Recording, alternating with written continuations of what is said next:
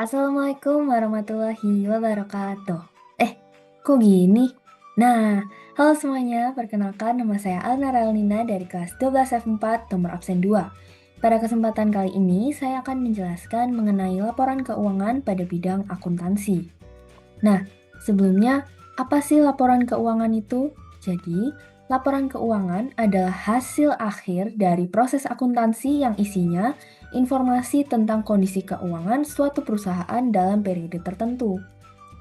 Tujuannya adalah untuk mengetahui posisi keuangan, kinerja, dan arus kas perusahaan sehingga pemilik atau pihak lain bisa mengambil keputusan dengan tepat.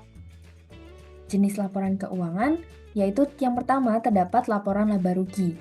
Fungsinya untuk menunjukkan pendapatan dan beban usaha. Yang kedua ada laporan perubahan modal yang berfungsi untuk menunjukkan perubahan modal akibat laba atau rugi. Dan yang ketiga yaitu laporan neraca yang fungsinya untuk menggambarkan harta, utang, dan modal. Baik, selanjutnya kita akan lanjut ke contoh praktik soalnya. Nah, di sini sudah ada soal mengenai usaha dari Tuan Tatang Hadi, di mana Tuan Tatang Hadi membuka usaha jasa guide pariwisata Minabahari pada bulan September. Sebelum kita membuat laporan keuangannya, kita akan membuat persamaan dasar akuntansinya terlebih dahulu dari usaha Tuan Tatang.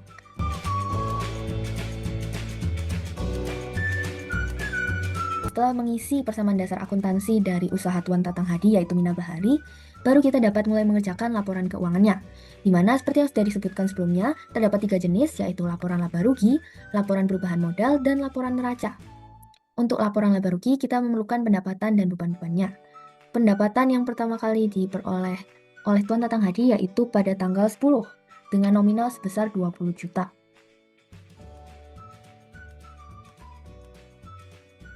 Selanjutnya, yaitu pada tanggal 15. Tapi ini pendapatan atas jasa yang belum dilakukan, atau dengan kata lain yaitu pendapatan di muka. Oleh karena itu, pendapatan ini belum boleh dimasukkan ke laporan laba rugi.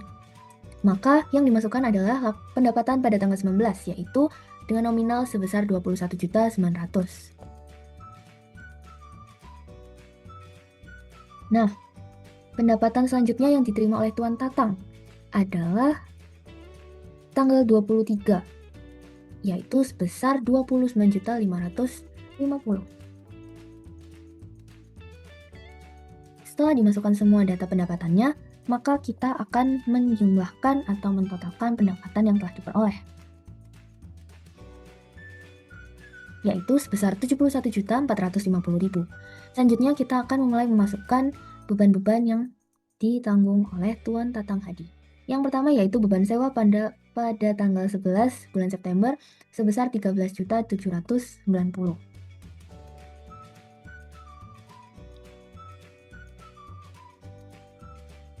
Nah, selanjutnya yaitu pada tanggal 14 beban utilitas sebesar 10.050. Nah, selanjutnya lagi yaitu beban lain-lain pada tanggal 25 sebesar 2.260.000. Dan yang terakhir yaitu beban gaji pegawai sebesar 38.210. Nah, setelah dimasukkan semuanya seperti pendapatan tadi, kita akan mentotalkan beban-bebannya, sehingga diperoleh hasil yaitu 64.310.000. Nah, untuk mengetahui hasil laba yang diperoleh, maka kita akan mengurangi total pendapatan dengan total bebannya, sehingga diperoleh hasil yaitu 7.140.000. Nah, selanjutnya kita bisa memulai mengerjakan laporan perubahan modalnya, di mana modal awalnya adalah 55.700.000. Kita peroleh laba sebesar 7.140.000 dan prive atau keperluan pribadi yang digunakan oleh Tuan Tatang yaitu 2.500.000. Untuk mengetahui penambahan modalnya, maka kita akan mengurangi laba dengan prive atau keperluan pribadinya.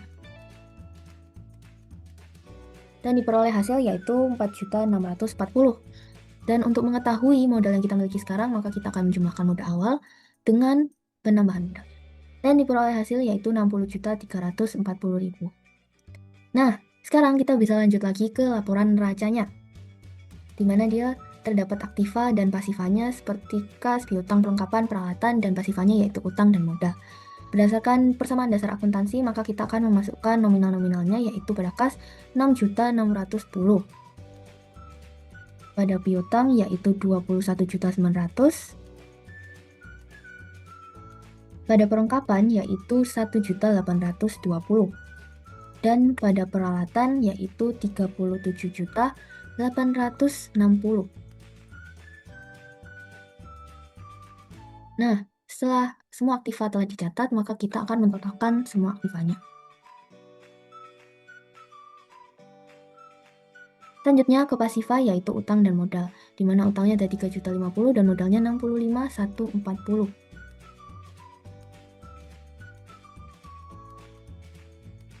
Sekarang kita lanjut untuk menjumlahkan total pasifanya.